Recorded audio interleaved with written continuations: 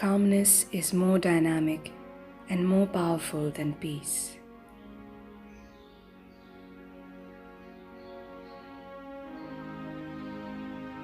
Calmness gives you enough power to overcome all the obstacles in your life. Even in human affairs, the person who can remain calm under all circumstances is invincible. An unruffled calmness can be gained by deep and deeper meditation. You must meditate more and more deeply until you have ecstatic communion with God and forget the limitations of the body. During meditation, you must realize that you are far above all bodily changes, formless, omnipresent, omniscient. Someday, you will know yourself to be subject no longer to the tides of destiny. Your strength will come from within. You will not depend on outer incentives of any kind for motivation. Be even-minded. Walk with courage. Go forward from day to day with calm inner faith. Eventually, you will pass beyond every shadow of bad karma, beyond all tests and difficulties, and will behold at last the dawn of divine fulfillment. In that highest of all states of consciousness will come freedom from every last trailing vapor of misfortune. Therefore, it is important that you always remain inwardly calm and non-attached.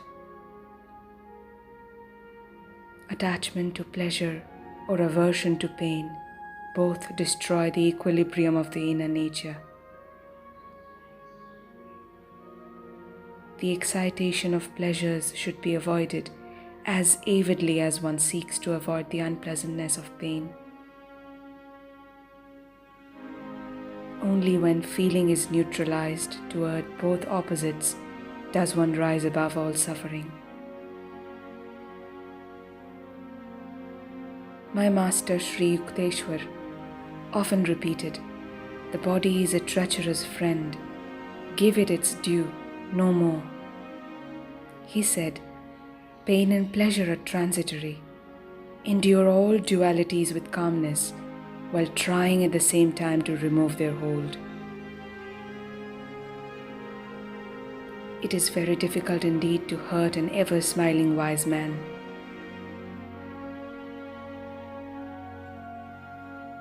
So remain ever calm within. Be even-minded.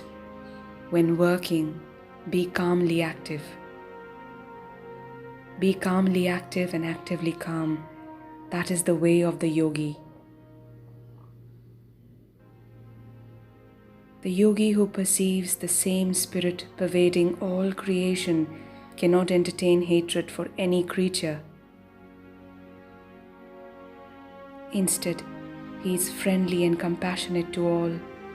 He recognizes God even in the guise of an enemy.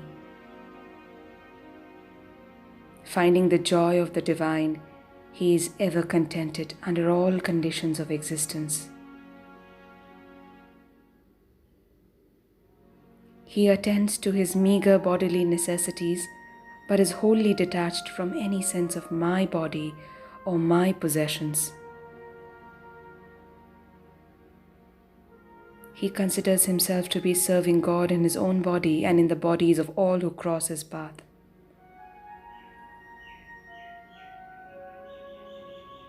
Whether a yogi meets gain or loss in the course of performing dutiful actions, he remains even-minded.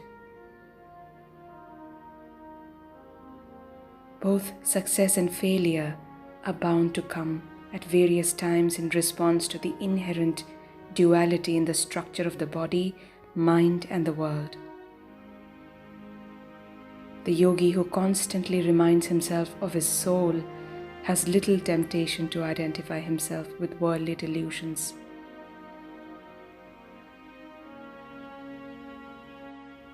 So long as man concentrates wholly on the changing waves of the alternates of this world of relativity, so long will he forget to re-identify himself with the underlying changeless sea of all-protecting spirit. Only in self-realization does he get away from the superficial flux and attain the changeless state. This changeless state, or neutralization of restless thoughts, is attained by the continuous practice of meditation and by keeping the attention fixed at the point between the eyebrows.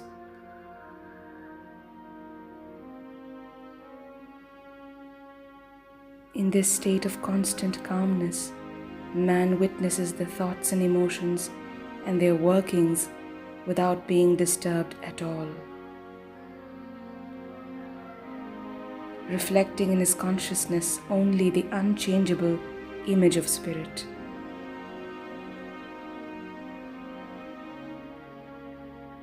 If you can accomplish this even-minded calmness, nothing can ever hurt you. The lives of all great masters show that they have achieved this blessed state. Possessing the even-minded blessedness of spirit, a yogi is unruffled by material sufferings and pleasures.